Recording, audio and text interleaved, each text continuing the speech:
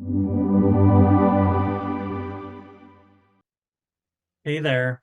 So the other day I had a wonderful student reach out and she had such a good question that I decided to make a video on this because I know it's going to help so many other people that are either just getting started in the healing arts or are trying to find that balance. So what my student asked me was, how do you make sure that you have balance and taking care of yourself while also helping others in a business sense? Yeah, that is such a great question because we have to have that balance if we want business to remain sustainable, to remain consistent, to create consistent results. Balance is absolutely key. That's what we're going to be unpacking here today. I'm going to share some things about my own personal journey, and also I'm going to share 7 ways that you can begin creating balance immediately in your own life and your own healing practice. My name is Derrick Ivey. I'm a board certified clinical hypnotherapist, researcher, and intuitive. Welcome. Thank you so much for being here. Thank you for your presence and love and energy. And it really helps our channel if you could subscribe to the channel. I would love that so much. It helps us get these messages out to more souls who are really ready for this information. And don't forget to like the video and join the conversation in the comments. If you're here learning with me, write about what did you relate with? What are you going to take out into your life and start applying? Or just write, hey, I'm here, I'm with you, I'm learning. So, yeah, let's get right into this. So first, I'm just going to share a little bit about what it was like for me as far as having balance when I first came into the healing arts. So when I first started my practice years ago, I really didn't have any experience in business. I was running purely on heart and intuition, and absolutely, I still am 100%. So I wasn't far off base, but there were many things that I wish I would have known at that time to create more balance. And that's exactly what I'm sharing with you here today. I'm just giving you this wisdom and information, and I hope it helps you so much. When I first came into the healing arts, this was pre-COVID. So I had a practice and an office downtown here where I live in Fort Collins, Colorado.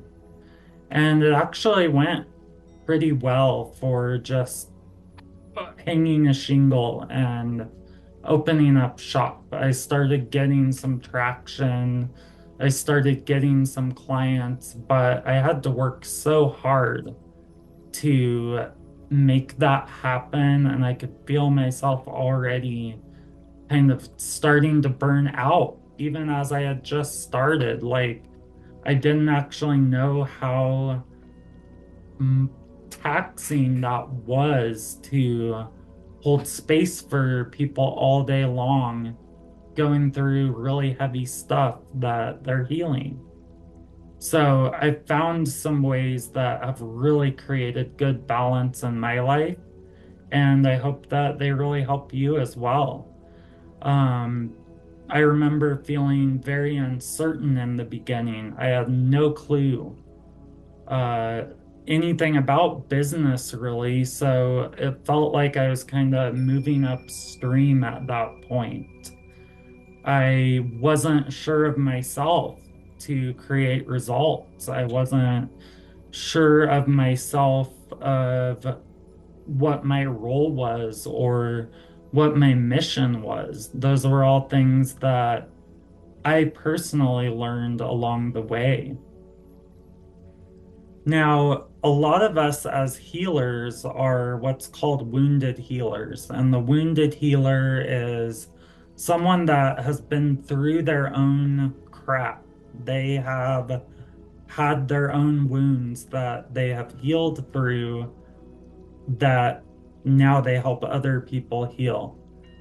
And I think that's so many of us, right? Like every holistic practitioner that I know is such an amazing person because they really have taken trials and tribulations in their own life and they've alchemized that into something really, really beautiful and amazing to help others and give back into the stream of life. So, a lot of us, as these wounded healers, might not have the best boundaries yet. And that was definitely the case for myself. And we're going to talk all about having boundaries. That's one of the 7 ways to create this balance.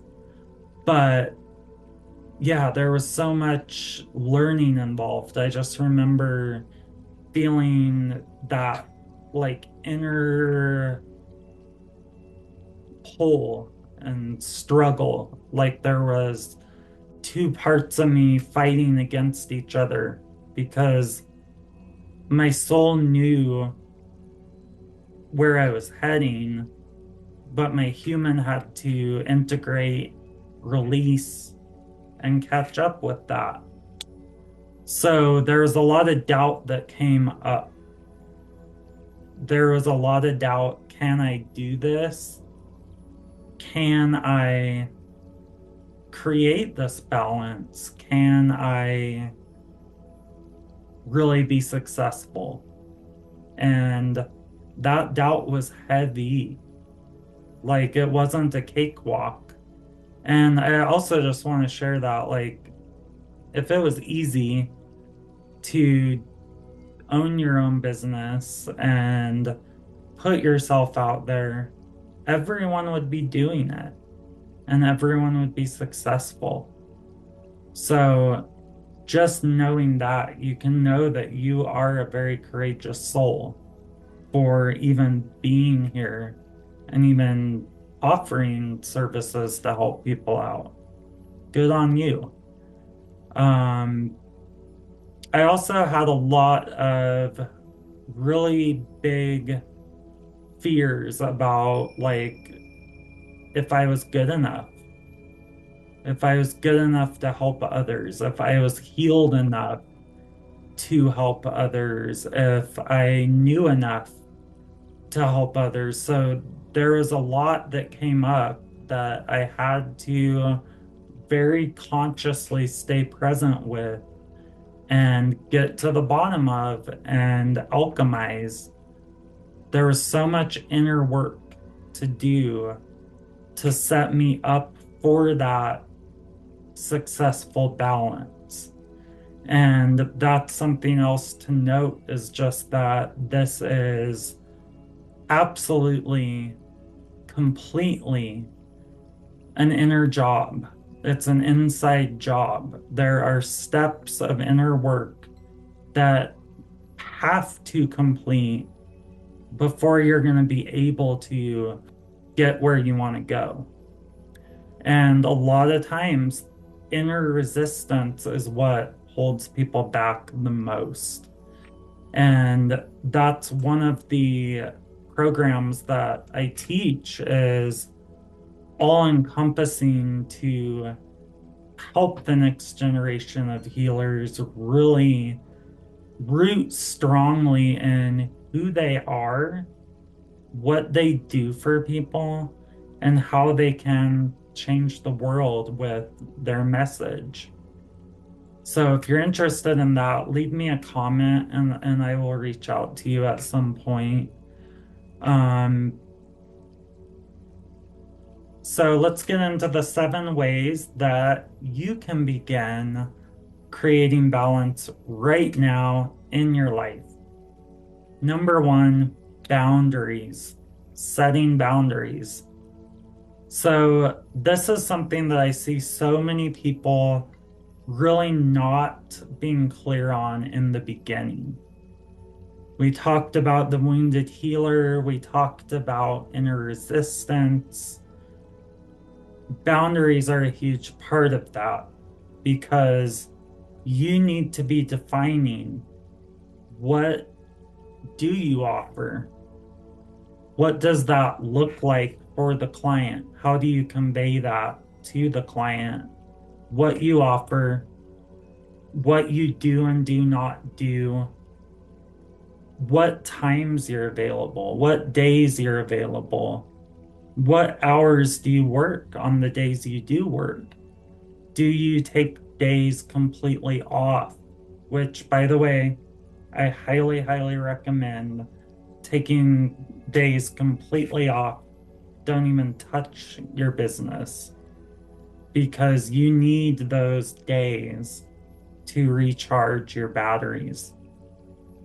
And your business, you want your business to work for you, not where you work for your business and you're at your business's mercy. So change that power dynamic. Um, have you thought about how people contact you and how you would like people to reach out? Have you thought about what ways you respond to people and what that looks like? All of these things are so important to get dialed in from the very beginning. And this was something that I did not have dialed in, not even close. I was all over the place. And I think it's so easy to really struggle with boundaries in the beginning because you really want engagement. You want people to resonate with what you're doing. And so when they do reach out, you're like, yes, somebody's interested in what I'm doing. And yeah, that is exciting. But at the very same time, really set those boundaries out and put yourself on the calendar first, because as your business grows, everything is going to start growing around your foundation. So there's going to be people coming out from every direction, wanting your energy, wanting your time. And if you don't have boundaries in place, you're going to get pulled every which way. And that's going to knock you out of balance. That's going to get you, that's a perfect recipe for burnout. So it also affects how people see you. If you don't have any boundaries, then how are they going to respect you? Right? So that plays into it. Um, and as we demonstrate our own boundaries, we demonstrate healthy boundaries to our clients. And we're really leaders in people's lives of setting those examples of what is healthy. So your boundaries can be whatever you need them to be, but be true to yourself. To thine own self be true.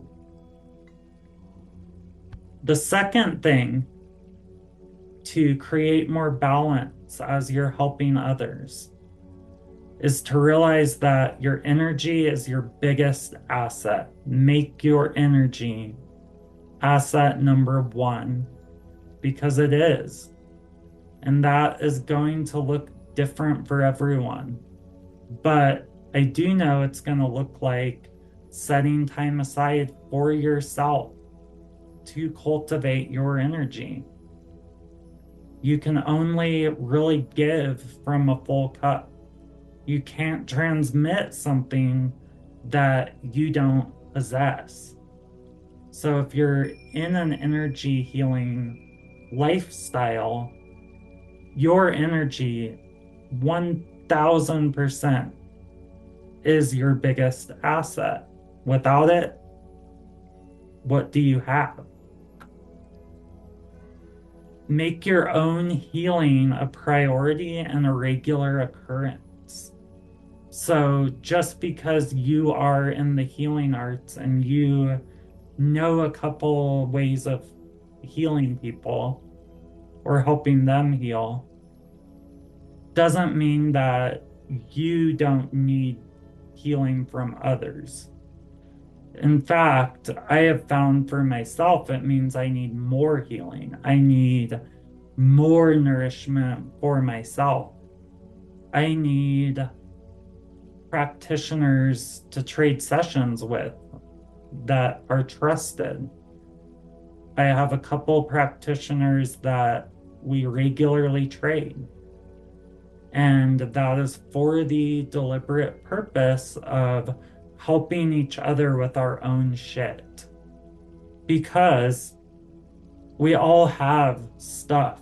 We all have different layers of healing that are happening at all times. And it doesn't mean that you got to be perfect, that just because you're helping other people heal now, that you have to be absolutely perfect. Absolutely not. I am far from perfect. And yeah, I have really big emotions all the time. I have challenges. I have all kinds of stuff that come up. But I have to just make that a priority to keep working on it. That's all. Just commit to taking care of yourself, doing that on a regular basis. And it's all about your frequency as well, because you can only take your clients as far as you've gone yourself, you know. So if you took one course years ago and you haven't done anything to continue methods of healing, new advances in the field, what's going on in the market, yeah, you're not going to be able to take people very far. But if you kept investing in yourself and you kept continuing the cycle of growth, the sky is the limit. So your energy is your biggest asset, absolutely. And just realizing that we're all ever changing, we're all always growing, we can't get it wrong, we never get done with it. There's never going to be a day when you just are like, okay, I made it, I'm here, nothing else to do. Nope, it's a continual process. The third thing to create balance in your life and healing practice is to create a regular routine and a schedule that works for you. This does go back to boundaries, but really get in your own groove. What works for you? Um, don't schedule a session right before your daughter's school play because you're going to be rushed. Your energy is going to be off. Working with that client, you're going to be not fully present with them, which is going to create a ripple effect. Make sure you have enough time between clients that you are seeing. Um, Make sure that you put yourself and your energy first and that you get into what we like to call the quantum state before you work with people for the day, before you check all of your mail and see what came through on your website and all that, right? You come first, your energy fills up first, and then you come from this much more powerful place. The next way to create balance in your life while you're helping others is get out of yourself. That's another one that really holds people back is they are so much in their head. They are so much all about them. And I have done the same thing. I think that's human nature. We're all kind of looking out for our survival and our best benefit for us, right? But this is so important. You have to deliberately remind yourself every day to get out of yourself. Don't think about how much you can get with your business. Think about how much you can get. How much can you positively affect other people on their journey? How can you be a source of light in the world? We need it, all of us. Realize that your client's healing is their responsibility. Yeah, you have responsibilities, but your client's healing, that is their responsibility. Your responsibility is you are the space of healing. You ask the questions, you make the suggestions, you hold the pattern. But as far as executing that, most of the healing happens out in clients' everyday lives. So don't think that it all lands on you because that's just another form of being self-centered. That's just another form of being really in your head about it. So get out of yourself and think about other people. Realize that you are one of many supports for your clients. They are not coming to you to solve the world. They're coming to you for something very specific that, yeah, you can help them with that. You can support them. You can give them value and resources. But at the end of the day, they need to have more supports than just you. And sometimes that's even a good policy to put in place in your practice is, um, let's, I only work with people who have other support systems. So a condition of you working with me is that you have other supports in your life as well, because that's part of healing. Are you serious about healing? That's what you need to ask your potential clients. And do they have other supports, or are they going to look to you for everything in a codependent way? Because that's not fun for anyone. It's not helping them heal, it's not helping them move forward. And it definitely isn't helping you because it's just draining you and teaching your clients that they don't need to use those resources because you're there. But that's not healthy. That creates codependence. The next thing that will help you create balance is ensure that your clients have tools and resources. So, having a support network as a condition of working with you, that's a tool and resource. Creating containers of healing that clients can get support from other clients other than just you. So you're kind of thinking of ways that you can create ways people can have healing without you needing to trade all of your time and energy all the time. Yeah, you're still a very involved part of that process, but at the same time, there are things that you can put in place to create time freedom for yourself and clients. Because what if you created a space for all of your students or all of your clients where they could get support right away and not have to wait for a response from you, where they could meet other people that are right there with them.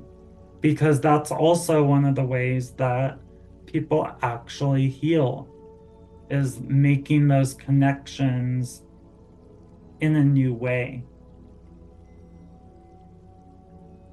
And also, under the same way of creating balance, ensure your clients have tools and resources, is assign homework for your clients. Give them things to work towards in between your sessions. Give them books to read that would help them, journaling exercises, conversations that might benefit them if they had, because the majority of healing happens outside of a session. The session is the environment where you get the information and you see the patterns, but then you take that out into the world and make new choices. That's when the healing actually happens. And the last way to create more balance in your life while you're helping others is live the transformation that you represent. And this is so, so important. This is so key. You have to literally live that transformation. Is it about perfection? Absolutely not. Far from it. It's actually about imperfection. It's about being yourself. It's about using your trial and tribulations as fuel, as ideas for things that you create to help others, as content, as really just motivation to do better and be better. But it's absolutely key that you are yourself walking your talk, because it is so obvious when there is that dissonance between what someone is saying versus what they're actually doing. And you want to bring that to be in the same place, and yeah, it's so complex because it's not about being perfect. It's not that you have to broadcast this image of someone that is fully healed and never has any challenges. It's more like, I'm going to show you how I am walking through this challenge. And I'm going to use this to make me better because that's the healer's path, right? We are literally living, breathing examples of what healing could look like. And remember that healing is more of an art than a science. So you don't need to follow anything but your heart and your intuition, and just be real. Be real. Life is imperfect, and people relate more with you being real than you being perfect, because then they don't feel so alone. We all go through stuff. We all have things that are sad or things that are just downright upsetting or angering, right? And it's all about using your energy in the most efficient way and creating your own flow state, being in that flow as much as humanly possible, because that flow is where the real beautiful pieces of your experience are delivered to you through. That's where you are guided, is in your flow. So do what you love with your healing work. If you are really passionate, I have a client that she's starting her business to help single moms who are survivors of domestic violence. That's beautiful because what she's, excuse me, what she is doing is she is being that shining light of healing and hope because she has been through that. So those are her people. Could I do the same thing? No, because I'm not a mom. I'm not a woman. I am not single. And I haven't been a victim of domestic violence, thank God. But you see how that's very powerful for her attracting her people. And the last way to create balance while you're helping others is to counsel with mentors, consultants, and other colleagues and other healers, other practitioners. We're all in this thing together, and take what resonates and leave the rest. Move towards those who really get you. Connect with other people who are on this mission. Connect with people who have done what you're doing and ask them what advice they have for you. You might be surprised how much people will want to help you if you ask, but you have to speak up. You need to ask them. And that's how the gifts are going to get to you. So I hope that was very, very helpful and beneficial for you at this point in your journey. That's all I have for you today, beautiful soul. I appreciate you so much for being here, for your time, for your energy, your attention.